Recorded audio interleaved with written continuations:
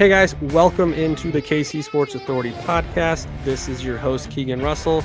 In tonight's episode, we're going to do things a little different and do a sports topic that is one of the hottest sports topics around the country right now, and not one we've talked about much here yet, and that is sports betting. So this is going to be a fun one. I hope you guys look forward to it. But before we get going on that, a couple of quick announcements again. As a reminder, you can find the podcast over on Spotify. You can listen to us there. You can also watch the podcast over on YouTube. Whether you're listening or watching, make sure you hit that subscribe button and continue to help us grow. We appreciate the support you guys have given us so far. One of our videos has now surpassed 2,000 views, so we are making progress, and I'm hoping that continues. You can also hit us up on any of our social medias, Twitter, Facebook, Instagram, TikTok. Just search at KCSA Pod. Give us a like and a follow over there. You can always send us your sports takes, any questions, comments, thoughts, or show ideas you have for us. And then again, as another reminder, the Aftermath podcast is now on our YouTube channel. This is a Chiefs-focused podcast hosted by CJ Jones and Christopher Tenpenny. Super cool guys. If you haven't had a chance to check out their latest episode, it is called Next One Counts. That is recapping the Chiefs preseason, as well as getting you prepped for the season with a bunch of bold predictions. All right, so as I said, tonight we are going to be talking some sports betting, and I am looking forward to doing this because this is new territory. And with me, I got a good friend of mine, Mr. Greg Jackson here. Greg, would you consider yourself a professional sports bettor? I'd say a novice, but I'll give you a little background. My grandpa took me to the dog track when I was 7, and I really haven't looked back. So he's going to help me break down some stuff here. We're going to kind of keep this first show here as like a sports betting overview. We're going to start off with some simple things just to kind of go over the basics of sport betting for those of you that either are new to it or are novice like myself. And then we'll get into some college football betting. And then if this goes well and you guys like it, next week we're going to do an NFL version of the same thing, go over some NFL bets for the season. And then again, if it continues to go well, we will do some weekly or bi-weekly episodes with our own sports bets to take you through football and NFL season. So let's just start with sports betting 101. Greg, give us a quick overview of some of the key things when it comes to betting, some of the key terms, terminology, things people need to look out for, some of the differences in different types of bets, that kind of stuff. So I think the first thing you're going to want to do is bankroll management. That is the number one thing. If you're looking to grind this out, make a little money for yourself. If you're looking to have fun, it's a completely different thing. But if you're saying, hey, I want to bet throughout the season, if I can make a couple dollars while I'm doing it, because I know a little bit about sports, bankroll management is huge. So for myself, what I like to do is start each season with about $2,500. Reason why? My base bet is usually $50. So that gives me 50 base bets. So when we start talking about picks and you hear me say, hey, Keegan, that one unit for me would equal $50. So adjust off that. If you're a bigger bettor, maybe you want to put $5,000 in, bet $100 a game, but figure 50 base bets. So if you're a $10 bettor and there's nothing wrong with that, put $500 in, but give yourself a chance. If you put $50 in, you only make 2 bets, it might be a real quick experience.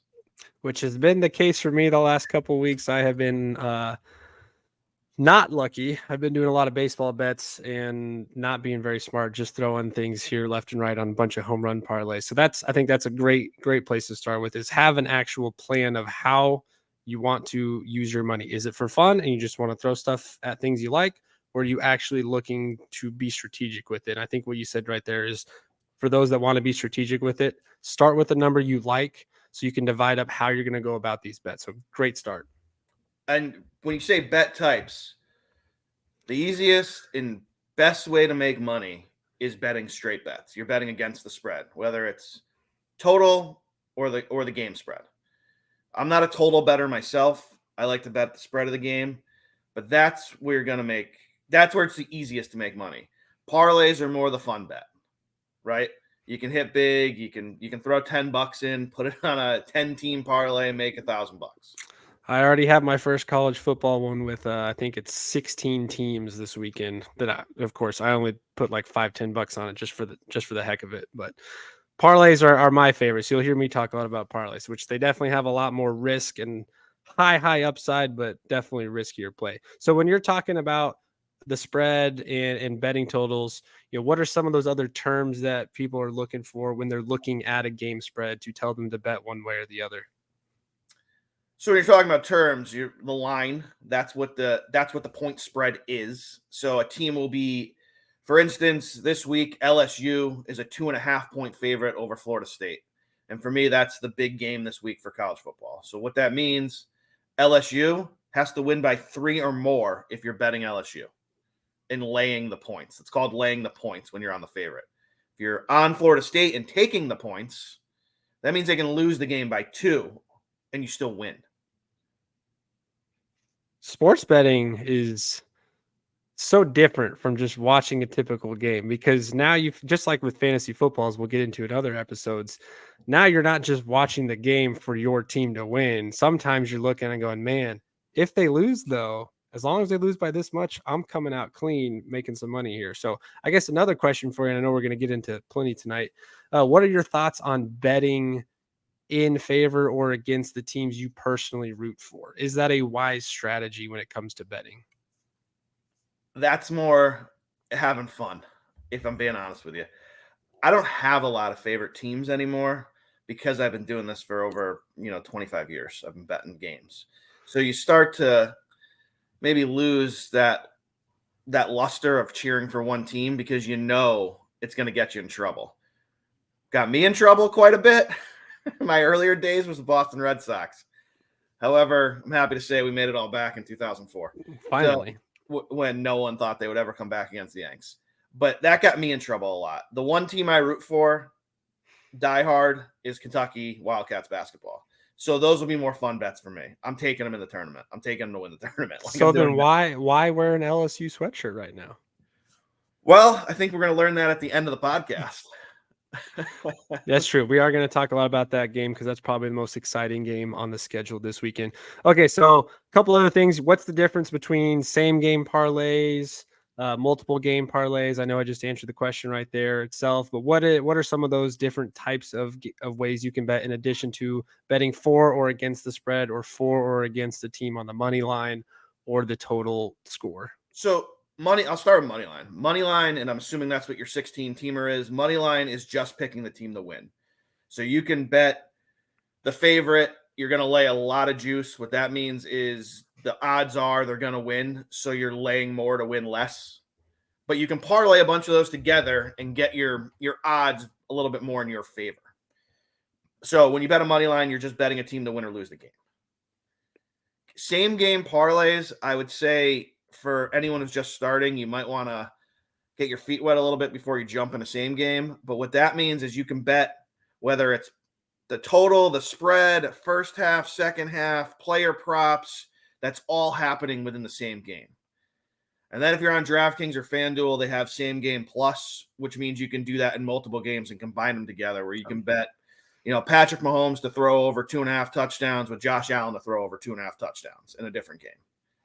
Not a bad week one bet right there. It's not. And that's something we can get into when it comes to props and how you can parlay props and, go for a big swing. So when it comes to actually looking at the odds themselves, there's plus money, there's minus money. Give us an example in, simple terms, the difference between something that's plus 120 and something that's minus 120. Or pick any number of your choice. If a underdog is plus 150, what that means is if you lay $100 and that team wins, your profit's going to be $150. So if you lay out 100, you're getting back 250. Minus 150 is the exact opposite. You're going to lay 150 to win 100. Yeah, I think that's the one that gets, especially novice or new beginner bettors get confused because they see the plus money, but they don't realize that usually means it's plus money because it's less likely to happen, or they are an underdog team. They're an underdog team. The bigger the minus, the more likely that scenario is to happen. So when you're looking at something, it's plus 800, plus 1100, whatever, which you'll see a lot of in these games this weekend, those that are the heavy favorites to win the game are going to have huge minus odds, meaning you're going to have to put a ton down to win just a little bit. Where the flip side, you have a team who's going plus money, you can put less down to potentially win more, or put a significant amount down to win a significant amount. So that's always one to pay attention to, especially early on. I know for me, I'm one that I get too trigger happy seeing the plus sign next to things and going, oh shoot, if I throw $10 on that, I could win 200. Okay, great. Again, much more riskier. And I have been burned many a times the last several weeks doing baseball bets because I get excited about taking the plus money bets instead of sometimes taking something that's more of that favorite or sure thing. I would tell you, betting the underdog isn't a bad thing. You'll notice with me more times than not, I'll lean to an underdog and I'll lean to an under total. Reason for that, and maybe this is getting a little ahead of beginning, is Americans tend to bet favorites and overs, and the casinos know it.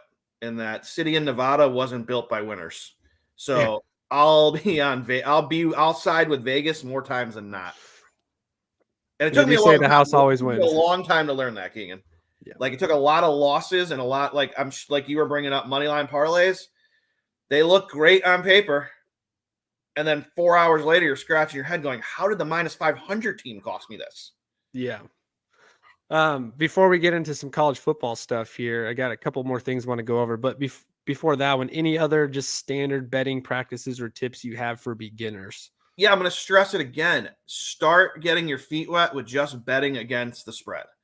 And the reason why is, and this is going to sound crazy, if you go 6-4 in 10 games and you're just betting the same amount, you can retire. Like, and it sounds funny, but it's true. Because if you think about it, if you're betting large amounts and you can pick at 60%, you never have to work again. So it's the easiest. It's a grind, but that's your path to making money. Pick at 60% or higher. It's going to be a good year. And then mix in the fun bets that Keegan's talking about. Yeah, I specifically, when it came to baseball this year, a buddy of mine, he's a big baseball guy, so we like to do a bunch of home run props. So I specifically put some aside for the fun bets of home runs, and unfortunately, I have not hit many of those the last few weeks and have seen that gone down. Last thing before we get into football specifically, how can we as bettors, and I'm sure we'll get some examples of this when we're talking football, find different ways to find value in the bets we want to make, and bets that we want to gear and shift towards that actually have true value? What does that really mean? So value is tough to define because it's what it means to you. So as you get better at this and you start handicapping yourself, you're going to look for a line that doesn't make sense to you when you're handicapping. For instance, Chiefs and Lions are playing week 1, right? If you set that line and said, hey, Chiefs should win this game by 9, and you see they're only given 6.5, well, that's a value. Now, on the other side of that, if you made that line Detroit getting 4, like, I think Detroit should only be getting 4 points in this because they're going to be competitive, and Vegas puts up 6.5 and your Lions better, you want to snag up 6.5 before that line moves. Yeah. So that's where you'll find value. It's basically when you're handicapping and you go, hey, wait a sec, I see this a little differently, and I think I'm right. There's your value. How often do you find yourself personally on that side of, I think the research I'm doing and the value I see is right versus what Vegas has it set at? I hope to be on it more times than not, but I can tell you, I'd say I'm over 50% on guessing that I better bet this now. So I know we'll get into Utah, Florida a little bit. Now there's a big injury, but when I bet that, I snagged it up at 5 a long time ago. It moved all the way to 7.5. I thought Utah was going to be a great play this week. Wasn't anticipating their starting quarterback to probably not be playing. So yep, and that'll be one of the first games we discuss on here, that we originally had certain bets for that, and now that's probably shifted. So let's get into actually college football now. And before we talk about some of the betting styles we want to do and talk about, one thing you mentioned to me off air earlier, a rule change that could significantly impact how people bet this year, and it may take a few weeks until Vegas and other sites catch up with that, and that's the clock change. So let's get into that real quickly. How do you think that's going to impact bets the first couple of weeks? So Vegas knows. Let's get that straight. Vegas is ahead of it. But where you're right is the sport better, the rookies, they might not know. So they might drive lines a certain way where the sharps, and when you hear me say sharp, those are the professionals who know what they're doing. They're going to gobble up certain numbers because the big rule change this year is the clock is not going to stop anymore after every first down. It's only stopping now under 2 minutes in the second quarter and the fourth quarter at the end of the half. That's the only time it's stopping on first downs now. So we're going to see, on average, I was reading about 8 less offensive plays per team, which could And be that could be one full drive, which could be Yep. anywhere from 3 to 7 points right there.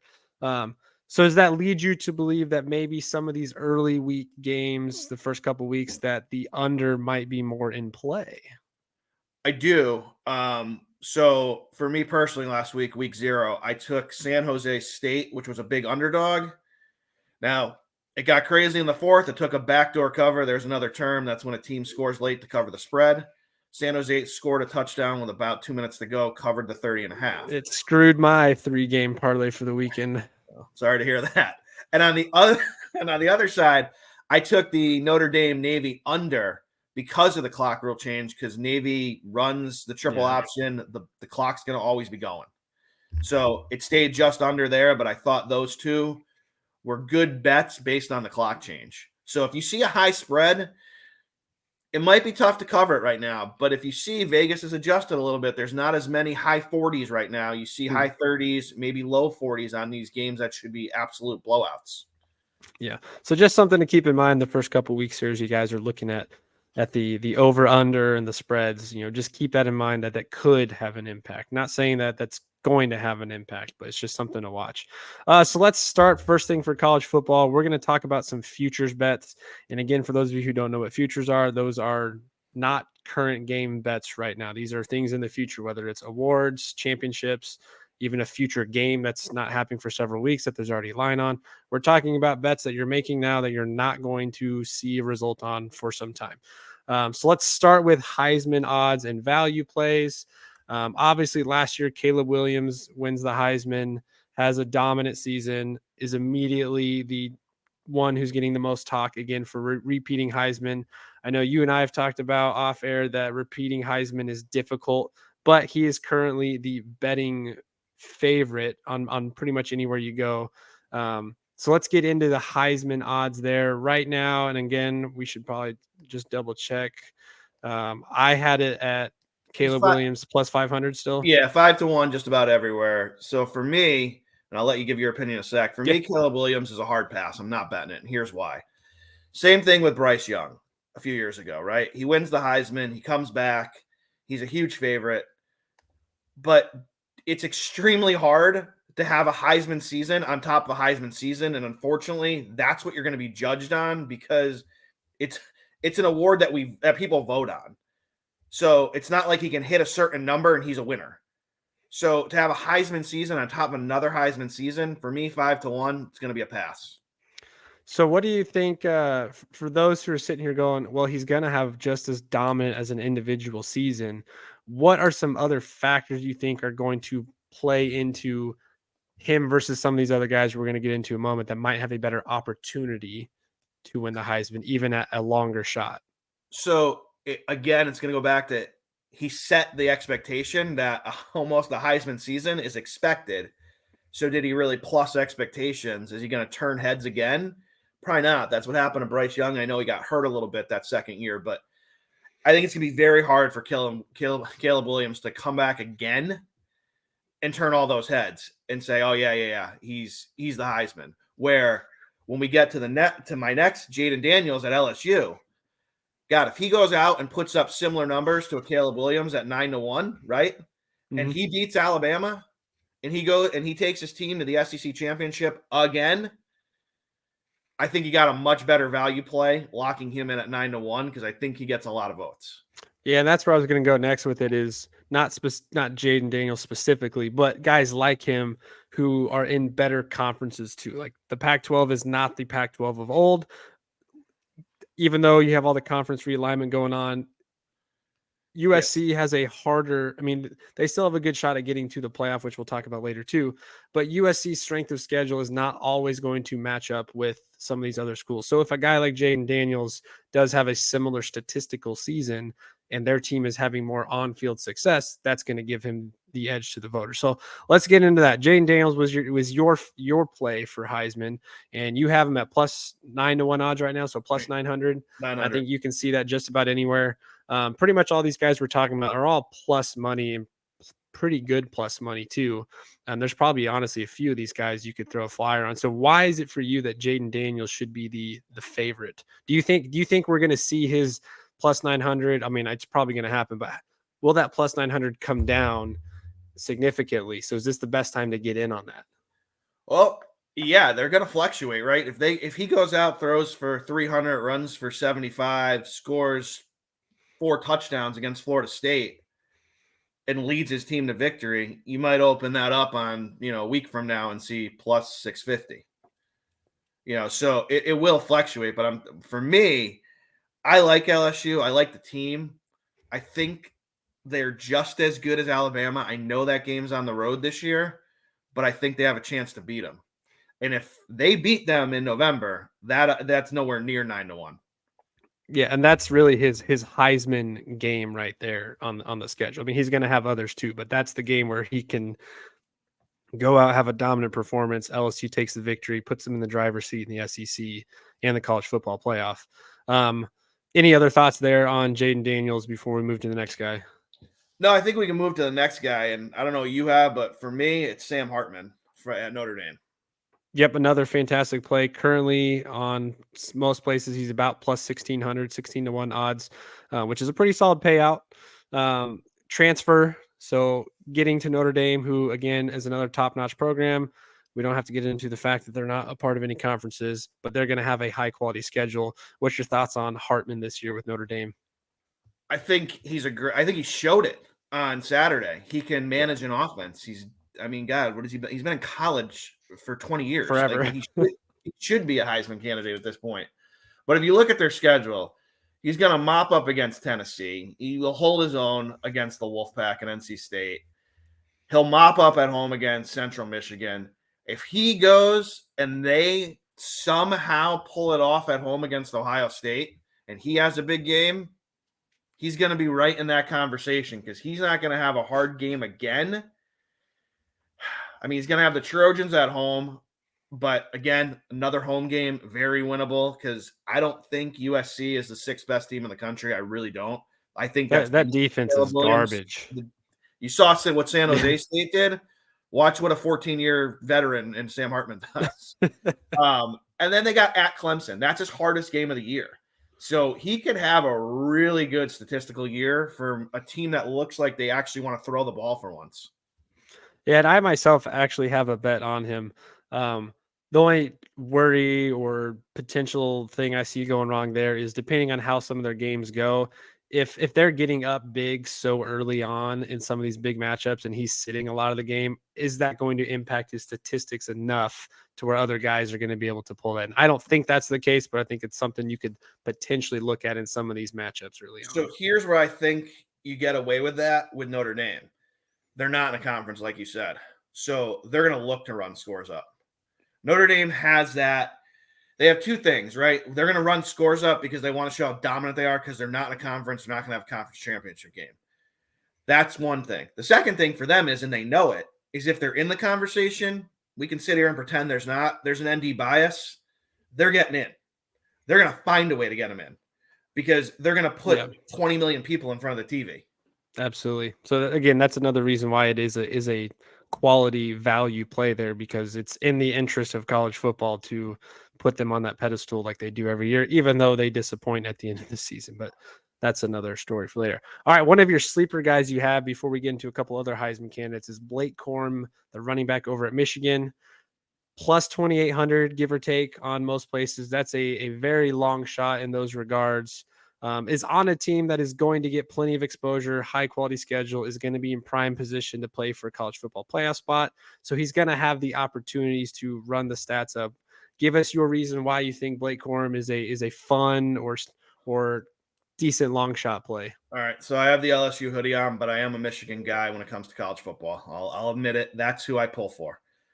Here's why I think. if he has the same season as last year, right, and it's not Caleb Williams, he was next in line. The 5 guys ahead of him, they all got drafted. They're all gone. Mm-hmm. So if you take them away from last year's voting, it was Caleb Williams, Blake Corum. So at 28-1, if you're looking for a flyer, that was the guy I pulled out. And I like that one too, because again, he's going to be a heavy focus of that offense. And if they're running everything through him, he's going to put up some crazy numbers. A couple other guys I want to throw out there that are quarterbacks, a couple of them here in the Big 12. Quinn Ewers is plus 1,200 right now on a Texas team that's expected to be much better this year. Do you think Quinn Ewers is worth a shot looking at? Does he have to really put up insane numbers to be in that top 3? So look, Texas, as everyone knows, has a ton of money, ton of fans, very popular program. The reason I passed on him at 12-1 was because I thought 12-1's light. If he was 20-1, you probably would have saw him in there instead of Blake Corum. I think me personally, I would rather take Hartman at 16-1 or Daniels at 9-1. Yeah, I think I would agree there. I think the one thing that could play into his favor, and again, this may not even make a difference at all, but just the fact that Arch Manning's waiting in the wing, have him looking over his shoulder, maybe that mentally plays some sort of factor to where Ewers has to go, I got to ball out every single possession. Otherwise, the fans and the program are going to be dying to put this kid in there. So maybe that picks his game up. Maybe that also puts a lot of pressure on him. A couple other guys, a couple other quarterbacks that I think have decent odds. Michael Penix Jr. plus 1,600 out in Washington. Had an incredible year last year, is primed to be one of the top quarterbacks in the nation again this year. Another Pac-12 guy, Bo Nix, plus 1,800. Again, had a pretty solid season last year. Didn't finish the year how they needed to, but is up there. And then Drake May over at North Carolina, who's one of the favorites to be one of the top 2, top 3 quarterbacks in the draft next year, also at plus 1,800. Out of those 3, are any of those ones you like or would spend any time considering? I gave Bo Nix a hard look. My problem with Bo Nix is he finds a way to throw an interception at the worst time to throw an interception. So I just can't take him. I can't take him. UNC is going to put up points, but I don't think they're going to win enough games, and I don't think he's going to put up high enough statistics to take out one of these other guys. Washington, I think they're the ones who knock off USC and probably win that's probably my pick to win the Pac-12 if I'm looking outside USC. But again, just doesn't seem to put up the numbers in the game he needs to. So those were all passes for me. How about yourself? I think if you had to pick one of those 3, I think Michael Penix is probably the safer of the 3, just for the reason you just said. If they go out and knock off USC and win the Pac-12, and it's not even close, like they win it by 2 games, record-wise, and he's putting up top 5 quarterback numbers in the nation, I think he's got a chance. Drake May's interesting, but I don't think North Carolina has a tough enough schedule for him to have to put up insane numbers. It's just not that he's just not in that type of offense like a Caleb Williams has. A couple other really, really long shots. If you just before I get to those, what do you think of a guy like Marvin Harrison Jr.? He is currently listed at plus 3,000, but is easily the best wide receiver in the nation, who's going to have a lot of hype.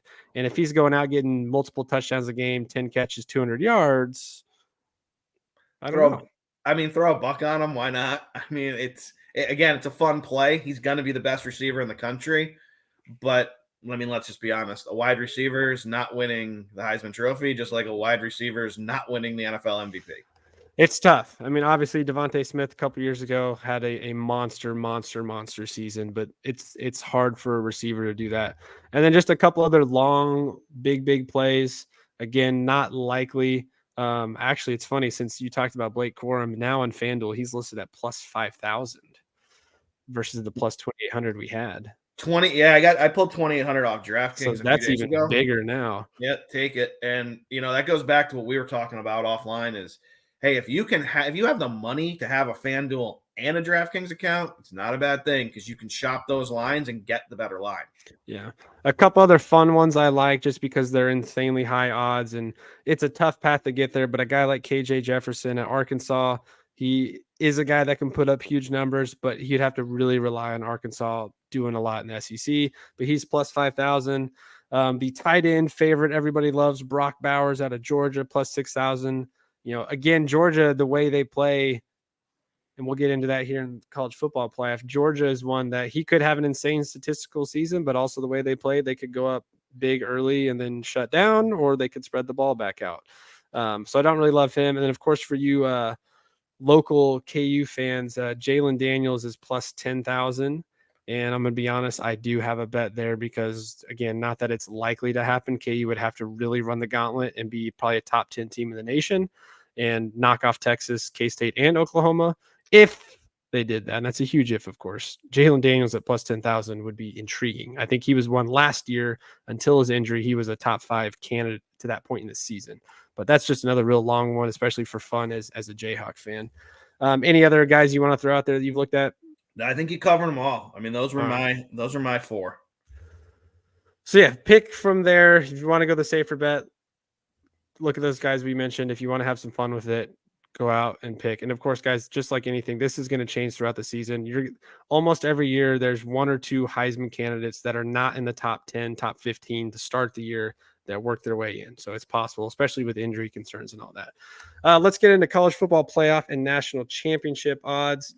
We're going to talk about teams that there are bets you can put in to make the college football playoff, of course, and then obviously national championship odds. But what are some plays you like here? So I'll run down to make the playoff, right? And I'll give you some of the odds. The first one I told you I'd address is Georgia. They're minus 270, everyone. For me, no thank you. And minus 270, again, means you'd have to lay $270 to win 100. Not for me. That's not a bet I'm going to make. Do I think Georgia's the best team? Yeah, probably.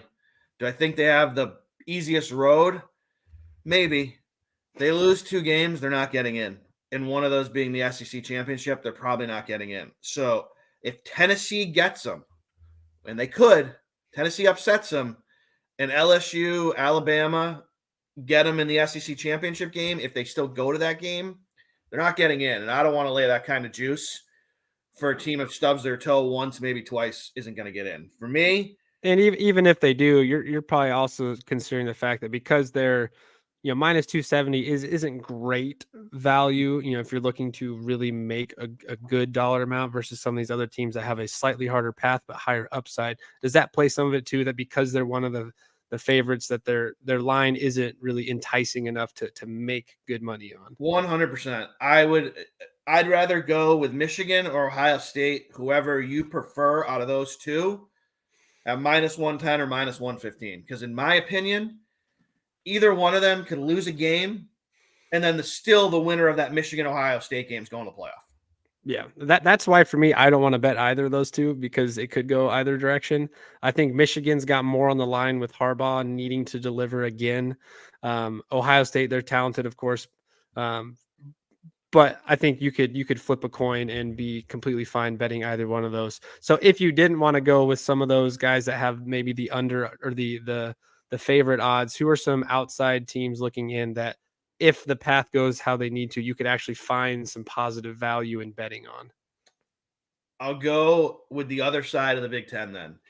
Wisconsin 9-1. I think they're a good squad. I think they're going to run. I think they're going to get back to what they do a little bit. Clock management on offense, play some good defense. They're 9-1. Someone's got to win the other side. Everyone that, Michigan, Ohio State, and Penn State aren't on. So Wisconsin, they're competitive. They can get to the Big Ten championship game at 10-2 and spring an upset on Ohio State or Michigan, presuming that's the team that's there. They could get in.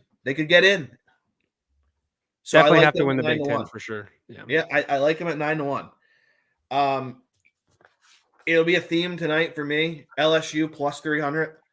For me, I'm taking them out of the SEC. I'm not touching Alabama or Georgia because I don't like the value. Again, I think LSU beats Bama. They're in. if they run the table and lose to Bama, they could still get in because Bama could lose a game or two, and then they go on and beat Georgia. LSU at 3-1, I think, is a good play. I like that one a lot. I don't know what it is about Alabama. Not that I think they're on a downside by any means. They're still an incredibly good football team, but the recent success of Georgia kind of overtaking that spot, and even a team like LSU up and coming even more with Brian Kelly now. Alabama's just not that sexy pick anymore. They're not the surefire. I mean, they're probably still a good bet for the playoff, but it doesn't have the same feeling that you get in a normal year of Alabama's the top dog. You're stupid if you don't pull them in. And that's why I like the LSU one, because they're a little bit more of a sexier pick. They're enticing. The path is lined up for Jaden Daniels to have an incredible year. And there's more, there again, like you're saying, there's more value on their lines there than just going with an Alabama team that just doesn't feel like the Alabama of the last 10 years. Yeah, I agree. And LSU has been that, thorn in their side every once in a while. They're the ones nipping at their heels. They're the biggest rival on that side of the division for Bama. And every once in a while they come up and smack them. And I think this is another year they're going to do it. I mean, look, I think everyone forgets.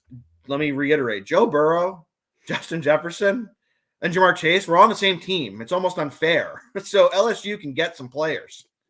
And I think they have them again this year. They have good wide receivers, and they have a great quarterback, and they have, not saying Alabama doesn't, but I think we all know LSU sometimes just has athletes, and I think they have them again this year, and they have speed.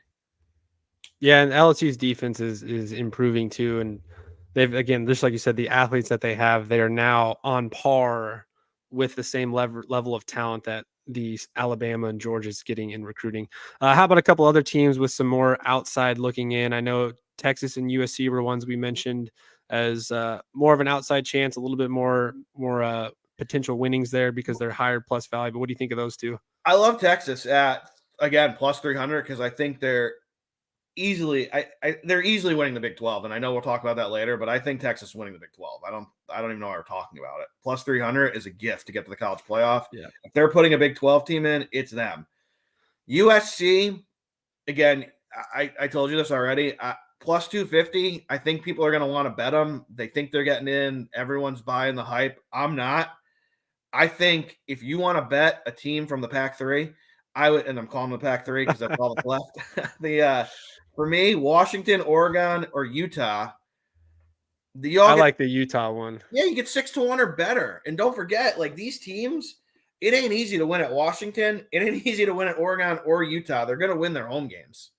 Yeah, and just for the record, we're not necessarily picking any of these to win the championship. We're just saying they got to get into the playoff. So finding those teams with a little bit of plus money, because USC, I think, has more to lose than any team in the Pac-12, which, again, I think that's a reason why you could bet some of these other teams because they don't have as much to lose. Even though USC in their final years here in the Pac-12 have to really show that they are a dominant team because they're going to go to a conference that has dominant teams they're going to have to compete with. My long shot one, because they were close last year, well, really two, also out of the Big 12, K-State and TCU both plus big money. I think K-State is a team, while I am a KU fan, of course, you can see back there, K-State is a team that really impressed people last year. They're very well coached. They're very disciplined. They have a quarterback who did not start the season, but took over that team and was very impressive down the stretch. Coming into this year, he's another deep sleeper in the Heisman. Probably not going to finish top 5, but could. K-State's one that I kind of like there because if they run the table in the Big 12 and win the Big 12 championship, they're probably looking at that 6 to 10 range in the final poll. So that could be a potential play there. TCU, a little bit tougher. Again, another well-coached team, but losing Max Duggan and Quentin Johnson's a huge loss. But those are two other teams on the outside if you wanted to play some big plus money at least. Yeah, playing the Kansas audience here, K-State's a good value bet. 15-1. They're well coached. Even when we think they're going to be bad, they somehow manage to win games. Look, I think on November 4th, I told you this, they're going to be a double-digit dog probably to Texas. But anything can happen between now and November 4th. So an injury could happen in Texas, and then all of a sudden, hey, maybe K-State's on a roll, and they beat Texas. Yeah. They get to the Big 12 championship game with one loss and they win that game, they have a shot to go to the playoff. I mean, they really do. Look, TCU got in last year. Yep. And they're probably still hoping that one of the top 2 SEC teams finishes with 2 losses in that scenario too. So they definitely have more of an outside looking in shot. How about just national championship as a whole? What are the couple teams you like there? Georgia, of course, being the favorite. But what's your play there for actual national championship odds? So again, for me, I'm usually going to fade those top 2 and hope we get a champion outside them. I will pass on Georgia. I'll even pass on Bama because, again, I think LSU has a better chance. So my plays here, I would take, again, I said it before, that's why you're passing on it, but whoever you feel is coming out, Michigan or Ohio State at 7-1, 7.5-1 some places, that would be my pick for the national championship. I think Jim Harbaugh is going to get one eventually. Maybe this is the year. Ohio State is stacked again. If you want to go a little bigger odds, LSU's 11-1. If you believe like I do, they could beat Bama, get to that SEC championship game. I think they learned a lot from last year. They're bringing back a lot of guys. I think they have a chance to beat Georgia this year. You're going to get 11-1. And if they get to that championship game, the SEC, they're probably getting in anyways, even if they lose. Yeah. So you get a shot at 11-1. And the reason I say that is, hey, bet them at 11-1.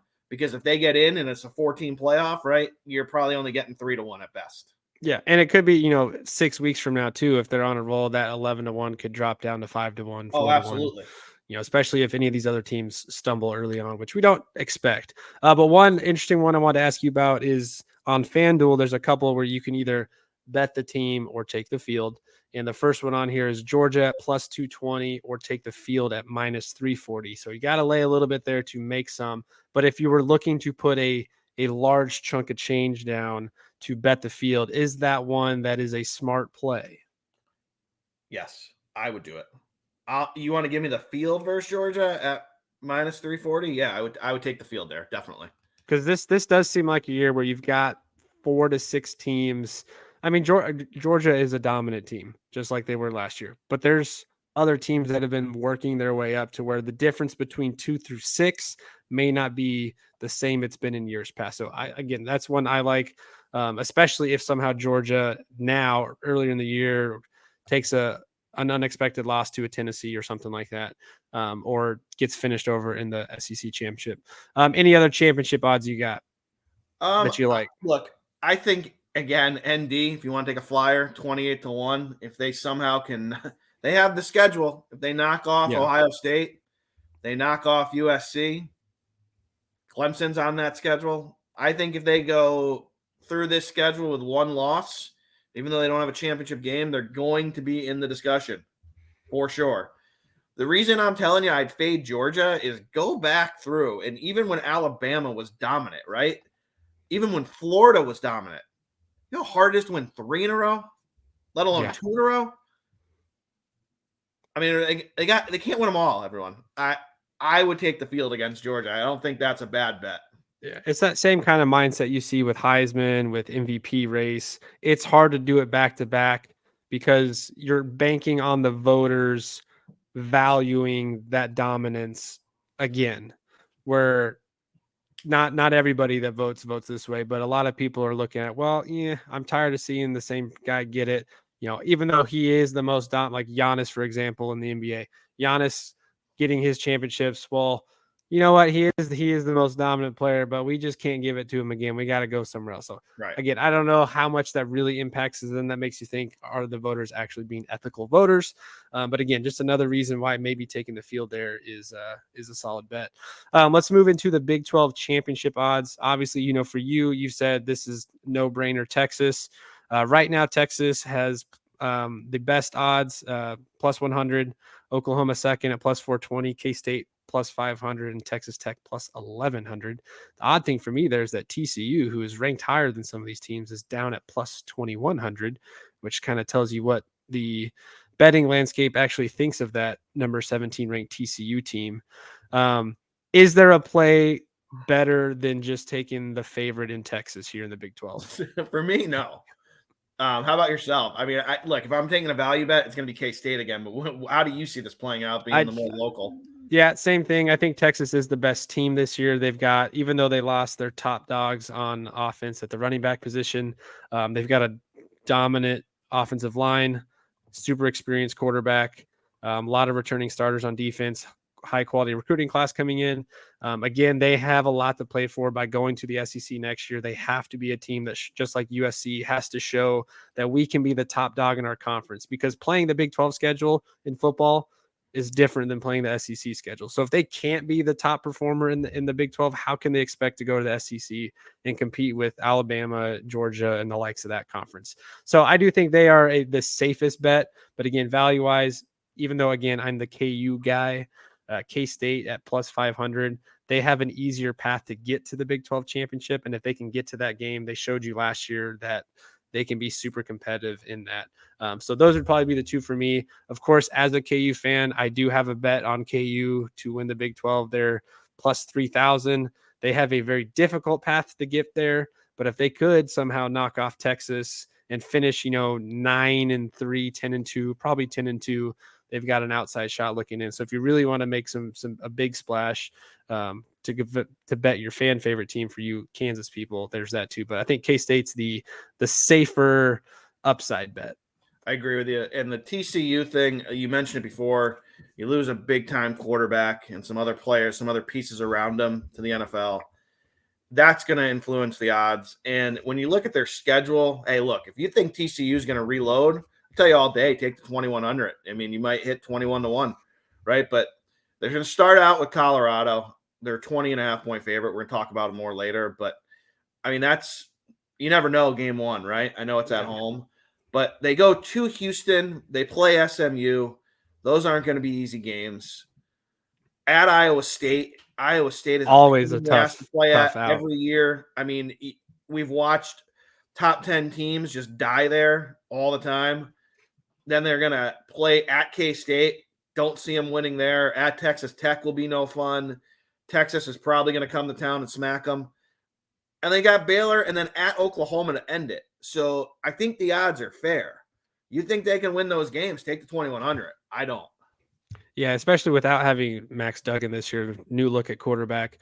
Usually when you see that kind of turnover, it's not for the better in that regard. So yeah, I wouldn't touch the TCU one. Which is why I find it odd that they're ranked 17th in the country, but not a top 5 Big 12 team.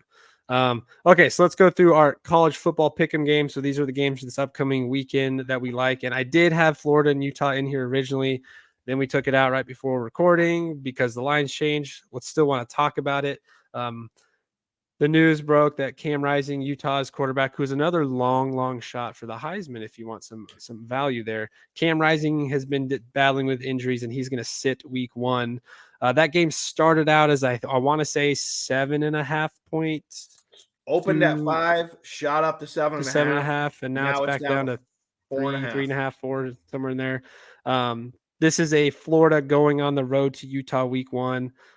Since that line has changed, what is if you still wanted to go this game, this is Thursday night, one of the first bigger games on the schedule for this week. What's the play there? I'm still going to bet Utah. I would still bet Utah at home if you were forcing me to make a pick. Now, for me, it would be a pass. Unfortunately for me, I've already bet it, so I'll be rooting on Utah, giving the 5. I got it at a long time ago. But I think this is, again, a revenge spot. They lost last year in Florida. They were the better team, but Florida took care of business at home. Florida's quarterback is now an Indianapolis Colt, so he's not going to have Richardson there to bail him out with those long runs. So give me Utah at home. But for me now, unfortunately, it would be I'd pass on this one. Yep. I agree there. There's not enough excitement in the numbers there from a betting standpoint. That might be a fun game to watch still, but from a betting aspect, I don't think so. Colorado and TCU, prime time Deion Sanders is finally on the big stage. Pac-12, soon to be Big 12 team. Going on the road week 1 at TCU. TCU is a heavy favorite right now at minus 20.5. The over-under set at 63.5. And this is where the line stands. So TCU to cover the spread is minus 115. They're also minus 1,200 on the money line. So again, heavy favorite to win there. But this is one that you mentioned to me off air that could be a little interesting play here. What's your thoughts? Yeah. So look, Prime went into Jackson State, different level of program. I get it, but still the team was garbage. He went in there, he got recruits, he turned it around. Can he do it at Colorado? Well, hell, a lot of people followed him. A lot of people, I think he got the players he wants. I think he can pump them up. And I'm not saying they're going to win, but can they keep it within 3 touchdowns? Game 1 with the clock running, all these new rules. Yeah, I think if I'm making a pick here, I'm going to say, come on, Prime, keep it within 3 scores. You can lose by 20 for me. So for me, it would be 1 unit play on Colorado getting the 20.5. Yep, in Colorado right now, at least on FanDuel, they're minus 105. So got to bet a little bit more to make some there. But I do kind of like that one. I think that could be a sneaky one late in the game where they work back in. I wouldn't be shocked if early on TCU jumps out to 17-0, 24-7 type game. And then as the game progresses, TCU starts to slow down and Colorado, scores late to keep it interesting. Because again, primetime game, primetime Sanders, they got a lot to show. And he doesn't want to, he doesn't want to disappoint anybody game one, and his players certainly don't. So that could be not a lot of value there, but one that could be an interesting to sneak in late to get that cover. So let me give a little tip here. You can piggyback on this if you want. So when you see this, everyone, when you see the numbers 20.5 and it's minus 115, right? What that means is people are betting TCU. So TCU is a bigger favorite, if you will, to cover the 20.5. So you might want to hold off if you really like Colorado and see if people keep betting TCU, maybe they'll move that to 21, which is a key number because now you're getting the full 3 touchdowns. Yep.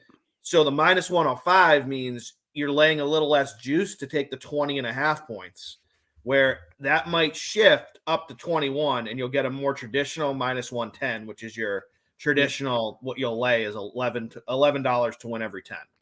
And that's another, we didn't talk about this in the early sports betting 101, but oftentimes, when you see, that's why what I like about FanDuel and DraftKings is they show what is the percent of bets on each team currently, because that does kind of play into where the lines are set.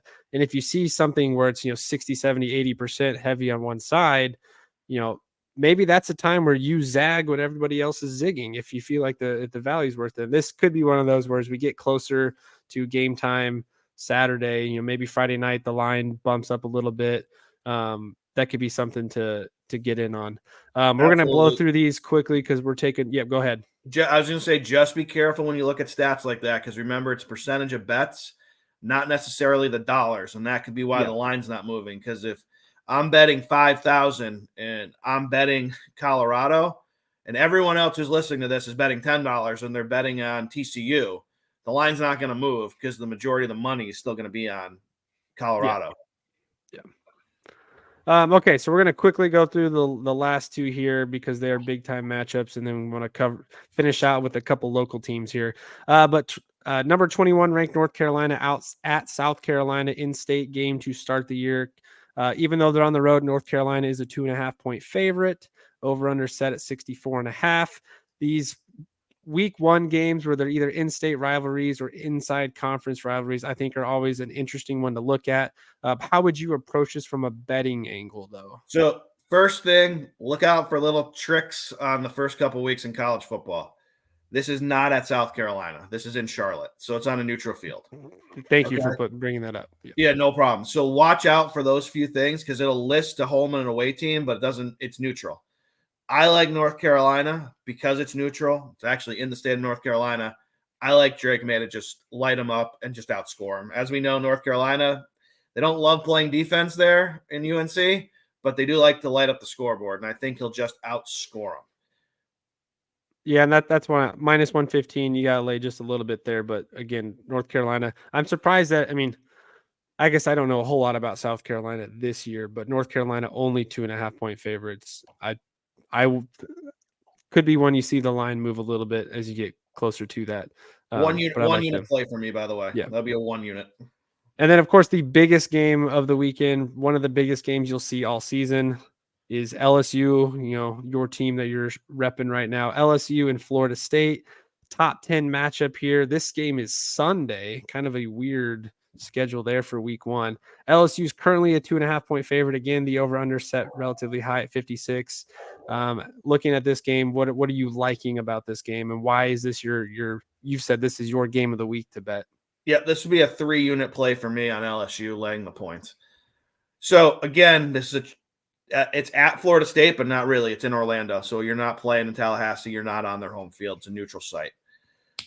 Good quarterbacks. Again, both could be in New York looking at the Heisman Trophy at the end of the year. But for me, I think this game was circled on LSU's schedule immediately when they knew they were going to be playing it because it's a home and home from last year. Last year's game, if you don't remember, you didn't see it. LSU played terrible. They got the ball back down by 7 with a minute to go on their own 1-yard line. Jaden Daniels drives them down the field 99 yards and scores with zeros on the clock. Extra point gets blocked. They lose 24-23. I'm telling you, and you might edit this out, Keegan. I know you're gonna edit this part out. But we worked for Men's Warehouse. I went down to LSU this year, fit that team for custom suits, and I interacted with a lot of the players, and I asked them, "What's the biggest game that you want to win?" Almost all of them said Florida State. So I'm telling you, a lot of these players are pumped up, ready to go, and I like them to come out. I don't think the 2.5 is even going to be a problem. I think they win 31-23, and I think Florida State will score late to make it look close. I think that's a pretty spot on. LSU just got more firepower. I think, I don't know. The ACC schools, I think, are always an interesting play on where they rank because, again, the competition is just a little different. LSU, again, has a little bit more to play for, in my opinion. They've got a lot more to impress. But if you're someone who really does not believe in LSU, you're not buying into the hype, or you think it's too much hype, Florida State is plus 116 on the money line. So if you want to get that week 1 potential upset there, as long as you're comfortable potentially losing it, because again, we both feel LSU is the better team there. You could go that route. Okay, now let's wrap up quickly with a couple of the local teams. We're going to go KU, K-State, and Mizzou over under win totals. We're going to start with the Jayhawks, my local team here. KU's over under is set at 6.5. Obviously, last year they started out 5-0. Struggled down the stretch, got their 6th win to go to bowl eligibility, finished 6-7. So this is basically projecting to them to do almost the exact same thing. The over is plus money right now to get to 7. The under is minus 142. We're not going to dive in too deep into their schedule per se here, but if you had to pick one, me personally, I'm taking the over. I think KU is on the momentum swing. I would rather bet and lose at the plus money than take the under and be disappointed as a fan that they don't get to that same spot they were last year. I don't hate your theory, and normally I'd agree with you that taking the plus 116 is something I'd rather do. But since we're picking this, and I know you're going to log our picks, I'm taking the under 6.5, and I'll lay the 142. And the reason why is, like I was telling you, when I look at their schedule, and this is how I start with my win totals, is I go, all right, what are the guaranteed wins? And for me, I find and struggle to find 3 guaranteed wins. See, I have 4, but that's my local fandom taking over. So I lean to the under here. I wish all the Jayhawks the best of luck, but I'm going to lean to the under. That's totally fine. If they do hit the over, then KU fans, you're looking at a fun year. K-State over under 7.5 wins. They finished just a little bit above that last year. However, they did lose a lot on defense. They lose Deuce Vaughn to the NFL. A lot of key guys there. But again, like we mentioned earlier, very well-coached team, very well-disciplined. They do all the fundamentals. They do everything right. Will Howard gets a full season under quarterback. Not a lot of value on the over there, but I think where K-State is positioned in the Big 12, I don't see them finishing less than 8 wins unless a team like Kansas gets that upset win over them later in the year and they fall somewhere else. But I actually like the over here from a betting standpoint, even though, again, I see that plus sign. It gets me excited to take the under. And as a KU fan, I would want to bet that because that means K-State's struggling. But this is one I personally like the over on. I agree with you. I would take the over here. I think it's going to be right on the number probably. If K-State has a great year, hey, they could win 10, right? But I think more likely than not, it's going to be right on that number. And you're right. It's probably going to come right down to that Kansas game. So I know we don't have numbers on this, but if you wanted to as a longer term play here, you could probably parlay K-State's over wins with Big 12 championship and partner that up. Because if you think they're getting over 8 wins, there's a strong chance that they are playing for the Big 12 championship. And you'd have to go and look that up yourself to do the math, but I'm sure you could probably get some decent plus money there, probably plus 750 or so. You'll get a lot more than that. At least that to parlay together. You'll get 10 to 1 or better, and it just depends on the site whether they allow you to parlay that stuff or not. And then finally, Mizzou, which of course I cannot stand Mizzou because I'm a Jayhawk fan, but I wanted for sure bring them up because we do have a lot of listeners in the Kansas City area that are probably definitely Mizzou fans. Mizzou, again, they're a team that's in a very, very tough conference, and I think you can see that by the way the money line there is at plus 100 to hit the over at 6.5 or minus 120 to hit the under. It's more likely that they finish at 6, going 6-6. Again, they have a tough schedule, a tough environment. This was a team that did have a few games last year that they really surprised people. That Georgia game was very interesting until the very end. Anything here? Would you lean one way or the other?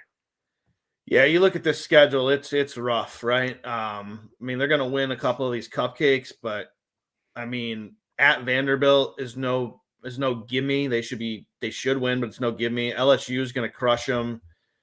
At Kentucky's probably a loss. At Georgia, they're going to get murdered. Florida will probably go in there and beat them, and they're not going to win at Arkansas. For me, it's an under all day.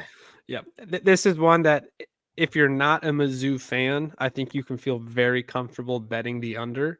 I think as a Mizzou fan, it's tough to want to go that route. And I think as a Mizzou fan, it's probably not one you want to throw a lot of money at either direction because now you're talking about if you're going for the under, which is the safer play there, you're disappointed with your season. So how comfortable are you throwing a good chunk of your bankroll there?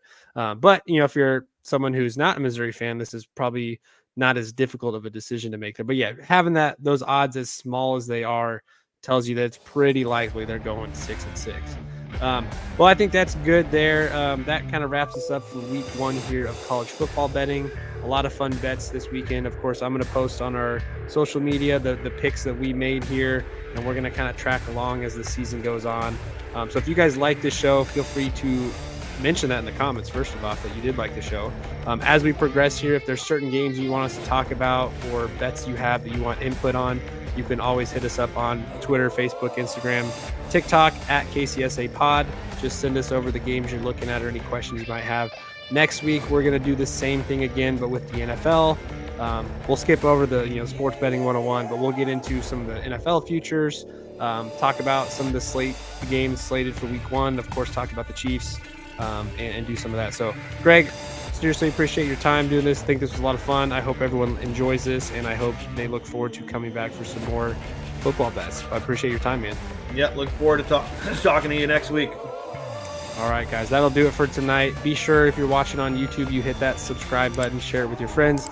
If you're listening to us over on Spotify, you can also like and rate the podcast there. Again, guys, thank you, and we look forward to talking to you in the next episode.